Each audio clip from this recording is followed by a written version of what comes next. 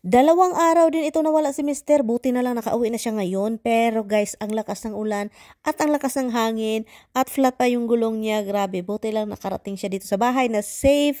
Kasi nga, tumawag siya sa akin guys. Inayos niya yung gulong bago siya nag-drive. Paglabas niya sa trabaho, sabi ko sa kanya, dahan-dahan lang kang mag-drive dong. So finally, andito na siya guys after ilang oras, no? So yun, hindi ko na siya kinausap at dinisturbo pa guys kasi gusto niya talagang umihi guys. Gusto nang lumipad sa CR. So kaya ako naman, kinuha ko na lang yung mga kailangan niyan dalhin sa loob ng bahay like laptop at saka yung pagkain. Hindi niya nakain yung mga pinadala ko. Nagsayang lang. Ash Wednesday, bawal daw kumain ng karne. So yun guys, nag-follow po siya sa mga tradisyon sa Catholic, no? Kasi lumaki siya na ganyan talaga yung mga magulang niya. So kaya yun, hindi na din siya kumakain ng karne kapag mga ganitong time. So umaga na ito guys at yun, banding-banding. So nagkasabay po kaming kumain kasi gumising po kami dalawa, no? Nagkasabay kaming gumising. At so yun, habang kumakain kami mga darling, no? Tumawag yung ano guys, biniyaan man ako dito sa table guys, no? Lumabas siya. Tumawag yung kaibigan niya may-ari ng kumpanya. So kaya taon si Inday Marian nag-inusara. So pagkatapos yun guys, pumasok na siya eh.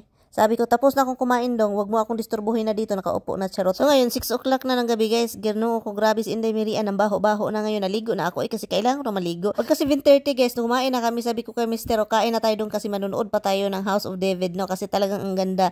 Sa Prime po yan siyang movie guys, so every once a week lang namin makikita kasi nga, bago lang siyang labas, no? So dito, naghanap na kami kung anong yung kakainin namin guys kasi ang dami talagang ulam na hindi nakain namin yung mga ilang days lang. Sabi ni Mister, kunin ko yung mga old na, sabi ko, so natawa na lang ako dito kasi sabi ko sa kanya, amuyin ko yan kung anong masama na at itapon natin, huwag kang kakain ng sira-sira dong. You gotta say that because you always say that. So now you say, oh, promise, I'll believe it. Sinabihan ko kasi niya na itapon ko yung isang steak, no? Kasi talagang matagal-tagal na pala yun at nagtago lang pala dyan. So tinapon ko na. So si Tami talaga, ito talaga asawa ko guys. Magtapo na ako dito guys ka ng mga old na. Hi guys, good morning. Lalayas na naman itong asawa ko. Punta daw siyang trabaho. Alam niyo bang pinagsabihan ako ni Mister na bakit daw bumangon ako dito at dapat daw matulog ako? Sabi ko sa kanya, naglalis-lalis kami dito guys. Kasi sabi niya, kaya naman daw niyang ayusin yung mga pagkain niya. Bakit pa daw ako bumangon? Sabi ko naman na, ano akala mo sa akin dong? Pongkol dong. Walang silbing asawa dong. Tulog ng tulog lang dong. Kain-kain Dako na yung tiyan ko dong. Kaya pa yung nagsuri guys kasi daw nadisturbo ako kasi naglagay siya ng medyas ba. Nandun siya sa kama. So gumagalaw-galaw daw yung kama at siya daw yung dahilan. Sabi ko, wag kang mag-alala dong. Uy, gusto ko nga tulungan kita maglagay ng underwear at saka maglagay ng socks. Yun talaga yung pinakaayaw guys. Pagsabihan siya na ako yung magsuot ng mga underwear at socks niya, no? Masuko, magagalit man yun guys. Ang sakit ng tiyan ko guys, meron kasi ako. Grabe. Your laptop bag, you want me to carry that? You have to look where the catnip is. For some reason they keep disappearing it. The what? The catnip? Yeah. This dimples ba? Itong si Mister, kapag alis na yan siya guys, akala ko, talang final alis na ba? Maglalabas siya sa pintuan, pero hindi pa pala yan final. Uy, kasi makailang halik pa talaga kami nito guys, kasi mag-inom pa pala siya ng kape. Uy, akala ko, lalayas na. And then gusto ko, sabi ko, ay matulog na ako. Alam nyo guys, gusto ko man talagang matulog guys, pero alam nyo na, last halik na ito. I think hindi pa ito ang last halik. Ay, kaluka talaga ito si Tami. Kasi meron pa pala siya mga gagawin, pero ang daming halik na mangyayari bago siya lalayas. Ay, ganyan man yung ganap namin sa buhay kapag alis yan siya. At saka yun yung pinakagusto ko. Kaya gusto ko talagang bumangon. Dahil kapag tulog ako guys at hindi ako bumangon guys, walang halik na mangyayari guys kasi lalayasan lang ako guys. Walang paalam. Kagwa. Kaya kapag magising ako talaga guys, bangon agad ako. Malkansi man ako nito, no? New tire pala siya guys. I'll try. Bye. I'm cold, love. Go ahead, go inside. Talk to you later? Yeah. Okay. Uy, how about this? That's got a crack in it. I gotta get another one. Ay, ito pa pala. Pag alis niya, guys, sinabihan niya ako, ibigay mo yung karos na binili ko para yan sa Bunny Rabbits. Ibigay mo na bago yan tumutubo sa ating counter. Kasi nag-start na siyang tumubo, guys. Sabi ko, sige, ngayon na, guys, kailangan ko, guys, kasi si Tami, ay, hindi talaga yan mapalagay, guys. Kapag pag-uwi niya, din makikita pa niya yung doon, carrots, ay na. Ako na naman talaga may kasalanan nito, guys. So, diba, umalis si Tami, guys. Umalis trabaho, hindi siya uuwi. Kasi bukas at ngayon trabaho. Ngayon, umuwi guys! Sabi pa niya, tell your boyfriend na paalisin na kasi uuwi ako. Diba? Sabihin ko daw sa boyfriend ko. You're too close in the thing. Too close what? to the garage door. Do you want your laptop in? Okay, my boyfriend is home, he said. So, you cannot see him because he's home. Huh? No, you just sneak out the front door while I'm coming in the garage. He left when you called. Oh, you got my call. Yeah. Tomorrow, I said.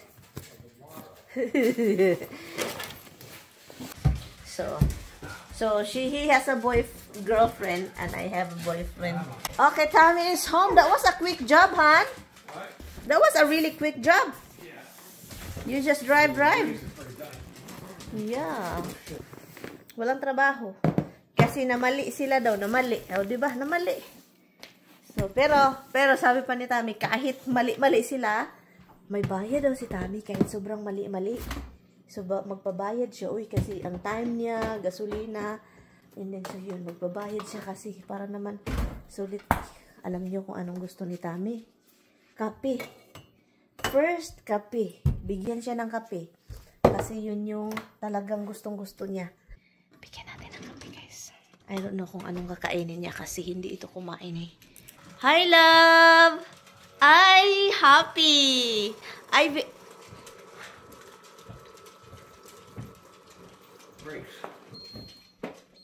You don't know how. Are you gonna put it yourself?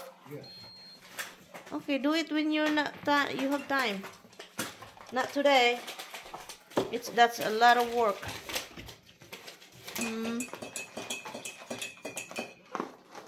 So, bumili siya ng brake pads. Why is it different boxes?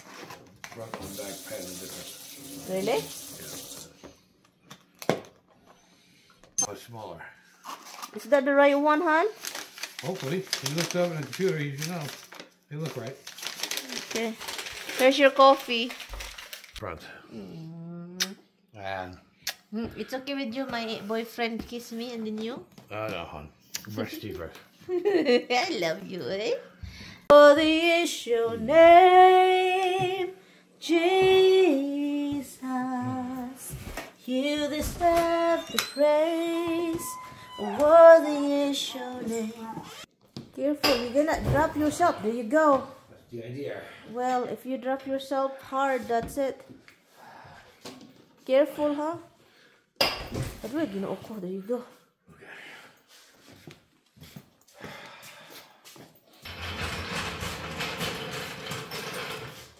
Kawawa talaga itong asawa ko, guys. Alam nyo, guys, alam na niya, guys, yung paano pasikot-sikot yung sasakyan, guys, magtaod ng brake, lahat na lang ilaw, ganun.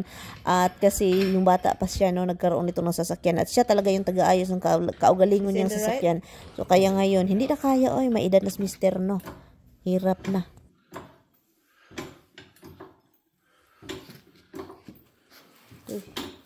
Be careful that you don't break part of the car. Yeah, well, that's the idea. Not to. Okay, that's it. Hello. Actually, Bermuda compressor.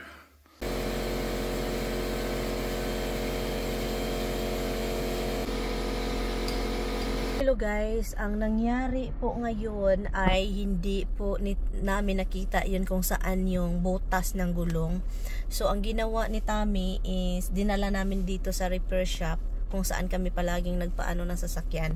At yaon, hinihintay ko lang si Tommy, dinala namin yung isang gulong, tinanggal kasi niya at dinala namin dito. Hopefully makita nila yung butas, guys, no?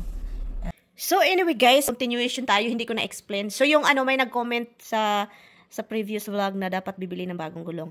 So bago siya, yung gulong ni Tommy, guys, is very nice na gulong. Bago yun siya. Ang problema, ginawa namin doon sa garahian is tinitingnan namin talaga, nilagyan namin ng sabon na may tubig, and then nilagyan ng hangin para makita kung asan magbabol. Wala kaming makita, kahit ano-ano. So ngayon, napagod si Tommy, di ba? Nagpunta kami sa repair shop, ipatingin kasi kilala na ni Tommy doon kami palagi nagpunta. Pagkatapos yan, sabi pa nila, maghintay daw kami ng 1 hour. Pagtapos ng 1 hour, bumalik si Tommy doon, sabi pa nila, the problem is in the side, yung soft side. Hindi siya soft, pero yung side na walang, hindi na yan siya ma-fix, guys. As in, hindi na yan siya ma-fix kapag nasa side ng gulong. Kapag nasa ibabaw ng gulong, ma-fix pa yan. So ngayon, kinuha ni Tami yung gulong. I don't know kung nagbayad siya or wala. I think it's free because they checking. Wala naman silang inayos. So, kinuha ni Tami. Sabi ko, buti na lang kinuha ni Tami yung gulong. Bago kasi siya guys, as in nice guys. Expensive pa naman yung gulong. So, bumalik si Tami doon kung saan niya binili yung gulong. Hindi siya nag-expect si Tami na wala kami, ang expectation naming dalawa is magbayad siya ng mga $400 or $500 to buy another gulong, di ba? And then, pagkatapos niyan, sinabihan niya na I bought this here. And then, pagkatapos niyan, tinignan yung miles ng sasakyan kung gaano kalayo yung yung nagamit yung gulong. Ganyan pala yan kasi ni-record pala kapag bibili ka ng and then ni-record nila kung ilang miles yung sasakyan mo. And then just in case kung mag-return ka ng gulong, kung gaano kalayo na yung nagamit mo, kung palagi mo yung siya ginagamit. As in, bago lang yun siya guys. And then pagkatapos yun guys, sabi pa, wow, okay, so you can return this. Buti na lang meron silang isa na gulong na natira doon. Yun sabi ni Tami, okay, I will buy it. And then sabi ng cashier doon, okay, because you bought this one here, the old gulong, we're gonna give this to you for free. Oh, guys, free. So, pagkatapos, pero nagbayad si Tami ng $50 para yung rim ng gulong, ilagay doon sa bagong gulong na binili ni Tami. Yung old na gulong, sila na yung mag-dispose, yung may-ari, kung anong gagawin nila sa gulong na yan, baka ibenta nila for like use, or baka maging okay pa para sa kanila. So, basta yun. So, iniwan ni Tami yung old na gulong, merong bago, libre, pero ang $50 is to, nilagay yung rim sa gulong, sila na yung naglagay, sila na yung nag-asikaso sa gulong at saka sa rim, para diretso na lang ni Tami ilagay sa sasakyan, kasi tinanggal ni Tami yung gulong, di ba? So yun siya guys, nakalibre, pero dapat magbayad ka rin ng 50 kasi sila yung replace ng So yun siya. Kailangan man yung ibundak-bundak, bundak-bundak guys, ang gulong para maging okay, diba? So ngayon, tumawag si Tami, pauwi na siya dito, and then, sabi pa niya, ang brake is so, parang sobrang nipis na. So, nag-stop na naman siya doon kung saan siya galing kahapon. And, yun. Hopefully, meron silang brake pads. And then, i-change ni Tami yun. So, yun, problema. Ganyan kasi yan, guys. Oy, kapag may sasakyan talaga, ang daming bayaran kapag masira. So, kaya yun.